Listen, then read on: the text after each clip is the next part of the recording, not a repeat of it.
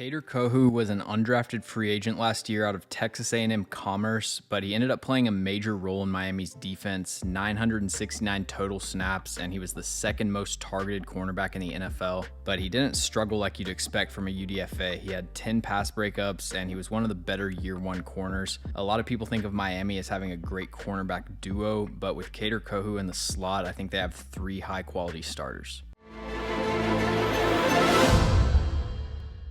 Before we get into the video, make sure to like and subscribe. Also follow us on all of our social medias. You can find the links to those in the description below. After Byron Jones' Achilles injury last fall, Kader Kohou was thrust into the starting lineup and he was targeted 115 times, second most in the NFL. Coaches spent a lot of time game planning and coming up with effective plays, but above all else, their strategy is to find the rookie corner and target him. And Kohou lived up to that challenge last year, ranking 8th among qualifying cornerbacks in EPA per target. He played 55% of his snaps from the slot, and I'd expect that to increase now that the Dolphins have Ramsey and Howard to play outside. He's a smaller player, but he's very strong for his size. You see that with his press coverage ability and his physicality at the catch point. Right here, he gives a two-hand punch at the line of scrimmage, which slows down the receiver's release, and then he stays tight to the hip and keeps the inside hand ready to knock the ball loose. Here's another nice rep against Amari Cooper. Again, violent two-hand punch, really throws off the timing of the route, and he's able to stay in phase all the way downfield.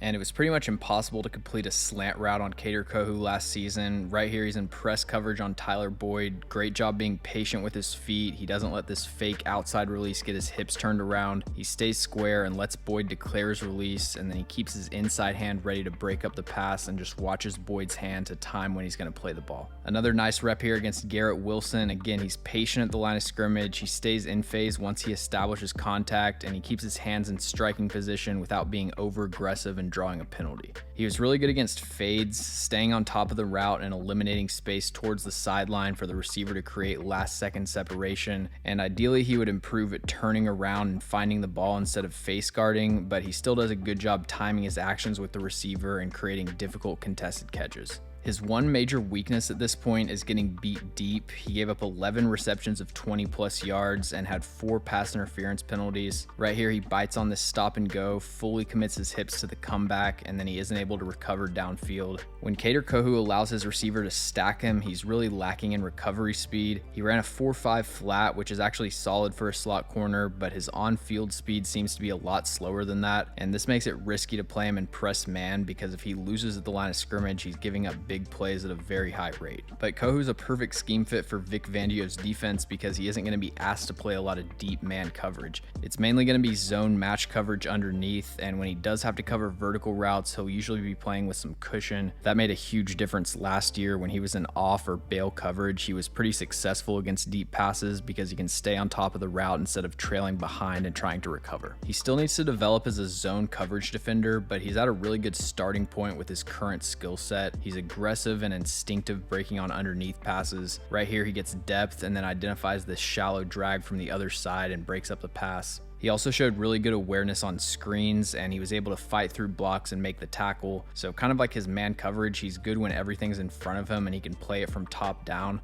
but he needs to improve his play recognition and feel for routes as they develop behind him. So right here, Miami's playing cover 2 in the red zone. Kohou identifies this crossing route from the boundary and slides in front of it, but this corner route clears the safety out of center field, and Mike Williams runs his route into the vacated zone. So Kohou's playing this like he has safety help over the top and he can just bracket the route from underneath, but he needs to get more depth to fill in for the safety. On this play, Cincinnati's running a dig with a hitch from the number 2, and this is a really popular and effective concept against cover 2 because the seam clears out the Mike linebacker and the hitch holds this hook defender in the flat, which creates a ton of space for the dig route to develop behind it. Nick Needham is the flat defender, so he's going to be sitting on top of the hitch. Kohou needs to identify the route combo and carry the dig across the field. And then one more zone example, Miami's in cover 3, so Kohou's responsible for the curl flat, and the Chargers are running Josh Palmer right into this soft spot. Kohou gets way too much depth here. The middle hook defender is already carrying this route to the sideline, so that isn't his responsibility. He leaves the check down wide open, and the Chargers get a first down. So Kader Kohou has already exceeded the expected value from a UDFA. If you can get a full season of starting caliber play from an undrafted free agent, that alone is a win. But for Kohou to establish himself as a full-time starter, he's got to become less of a liability downfield. Like I said, I think the Fangio scheme by itself is going to make a big difference just by putting him in fewer vulnerable situations, but he still plays man coverage, just usually at a lower rate than other teams. So Kohou still needs to improve his ability to turn and run, and that might just require him being less aggressive at the line of scrimmage so that every go route he isn't having to recover 5 yards of separation. And then the zone coverage I think will improve as he gets more experience. Once he's seen all of these passing concepts hundreds of times, he'll know where he needs to be and he can play a lot faster. Thanks for watching. If you enjoyed the video, make sure to like and subscribe. Also let me know in the comments any NFL players or teams that you'd like me to cover.